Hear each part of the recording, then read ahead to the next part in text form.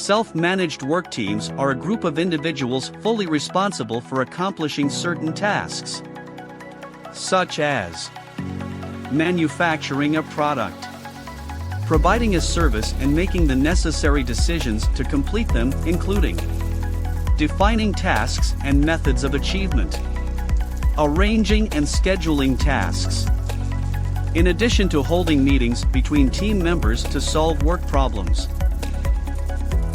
The transformation process of an ordinary work team to be a self-managed work team usually goes through 6 phases as follows. 1. The leader is responsible for the day-to-day work and decision-making of the team. 2. The leader is a coordinator, responsible for the team's work results and quality while the team handles regular work duties. 3. Associate commander. The team is responsible for the output of daily work, organization, and planning of work. 4. The team not only organizes its work but is also responsible for the behavior and productivity of its members.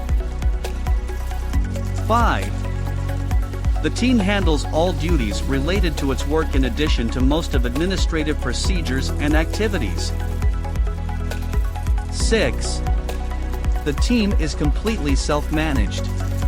It deals with its own budget, the distribution of tasks, and some procedures that belong to its members.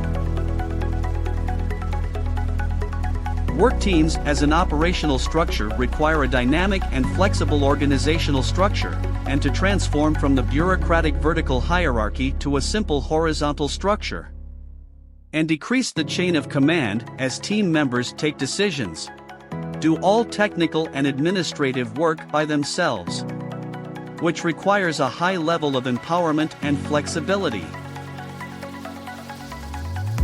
Thanks for watching. If you want to know more about business and management, please subscribe to our channel and follow us on all social media platforms. You can also visit SKILLTECS.com to learn more.